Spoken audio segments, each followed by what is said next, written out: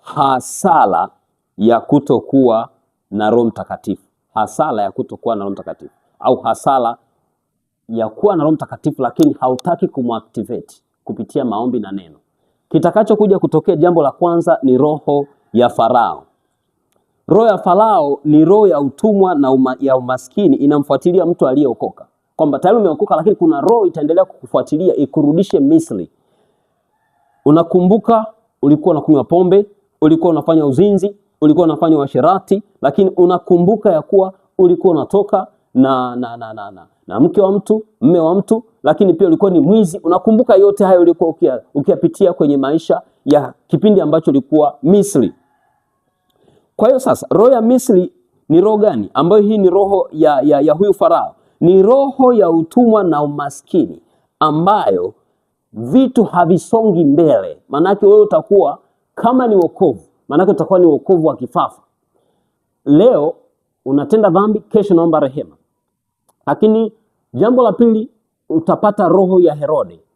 Roho ya Herode ni roho ya hasira, ndani yake kuna chuki. Na hii roho inaweza kaua ndoa, inaweza kaua biashara, inaweza ikakuwa hata wewe kiroho. Ukisoma Mathayo 2:16 kwa muda wako utaelewa zaidi. Lakini mwenye roho ya Herode anakuaje? Sifa zake tuangalie. Cha kwanza, huyu mtu anakuwa ni mcheshi, lakini pia huwezi kumtambua mpaka uwe na Roho Mtakatifu. Lakini pia utaisoma kwa muda wako ukipata muda, Marko 6:27. Lakini pia jambo la tatu, utavamiwa na roho chafu, kwa sababu hii roho ya Herode iko hivi: ukimchukia mtu mmoja wa eneo fulani, unajikuta umechukia kijiji kizima. Ndio sifa yake hii roho. Kwa hiyo utakuta kwamba ukimchukia mtu unaweza kuchukia jinsia yote, nchi, wilaya na kadhalika.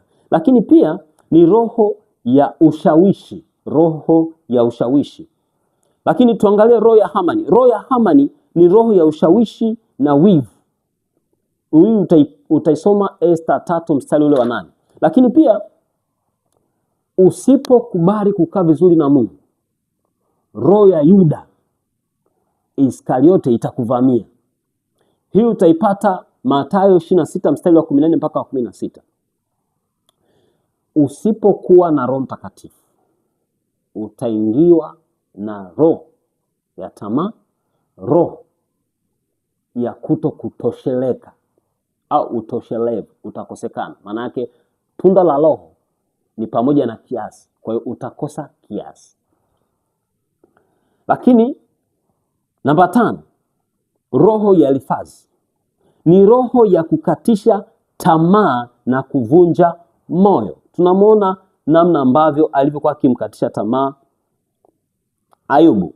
Hii utaipata Ayubu sura 4 mstari wa 1 mpaka wa 7. Hebu tuangalie sura namba 6, roho ya Vashti, kujisikia na kujiona. Usipokubali kukaa na Roho Mtakatifu ipasavyo, roho ya Vashti itakuingia. Utatembea na kujiona ni bora kuliko wengine, utavalia na kujiona kwamba unavaa kuliko wengine, lakini pia utazungumza na kujiona zungumza kuliko wengine, utahubiri utaona unahubiri kuliko wengine, utajiona una sifa kuzidi wote. Lakini tumalizie kwa leo, roho ya Anania na Safira itakuingia. Ni roho ya uongo na tamaa. Lakini pia utaipata hii Matendo sura 5 mstari wa 3.